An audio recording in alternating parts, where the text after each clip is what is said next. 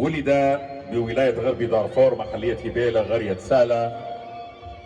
درس الابتدائية بالصفة الأساسية بنين، ثم مدرسة الصداقة الأساسية، جامعة القاهرة، كلية التجارة، إدارة الأعمال. الوالدة مريم بكر إبراهيم حسين.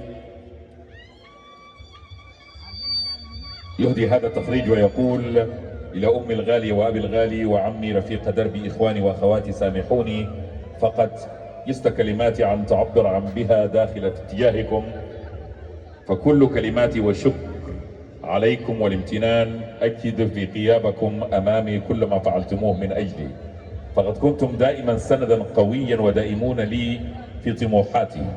في غيابكم وأنا على السراب تذللون أمامي كل سحابة حتى أن أكون اليوم هنا كما فخور بكما. من هنا أقدم التحايا والشكر إلى زملائي وزميلاتي في كل المراحل الدراسية، فها هي الشمس قد أشرقت ونورها يتلألأ في سماء القاهرة الوطنية، وها هي أزهارنا قد أينعت لتنتشر وتنشر لنا العطر الفواح. بسم الله بدأنا مسيرتنا وبعنايته ونوره اهتدينا وبمشيئته وصلنا لنحصد ثمار إنجازاتنا بكل فخر واعتزاز. ومن هنا اسمح لي أن أتقدم بالشكر لكل من ساهم معنا بيد في رفع راية العلم خفاقة عالية من المعلمين والمعلمات وأولياء الأمور، وأخيرا أتمنى للخريجين جميعهم مستقبلا باهرا ونجاحا دائما بإذن الله.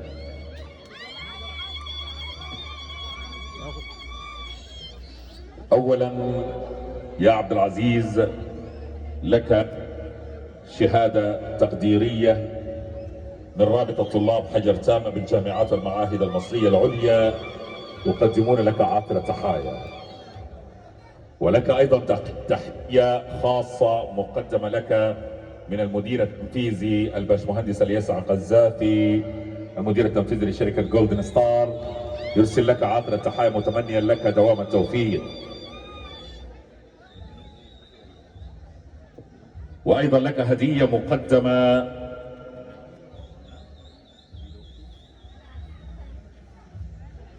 ومن ابن أختك نبيلة، تقدم لك هدية بمناسبة التخرج هذا المساء تقديرا وعرفانا لك. براءة، أنا قايلة طلعت بنت أختك. عاطر الود وعاطر التحايا لك وإكليل من ورد نرسله لك يا قائد ركب هذا المساء.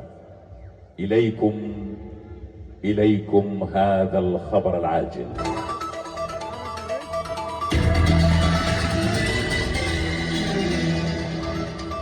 بعث الرئيس الأمريكي جو بايدن رسالة في مفادها أن عبد العزيز لو وافق لكان شرفا على الولايات المتحدة الأمريكية أن تمنحه الجنسية الأمريكية.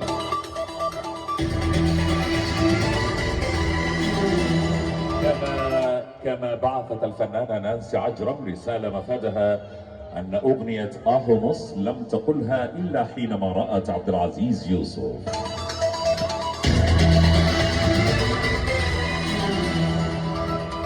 وأكد قائد الجيش البرهان أنه يمكن أن يجلس للتفاوض في حالة واحدة إذا طلب منه عبد العزيز ذلك.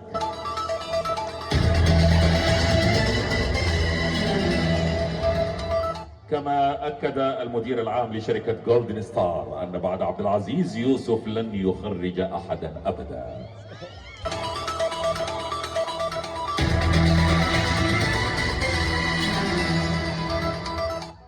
عاطر الود وعاطر التحايا.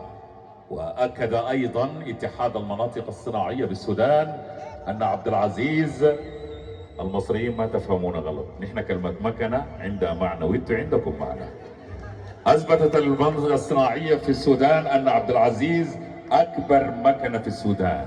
مكنة مكنة مكنة مكنة مكنة مكنة مكنة مكنة مكنة مكنة مكنة مكنة.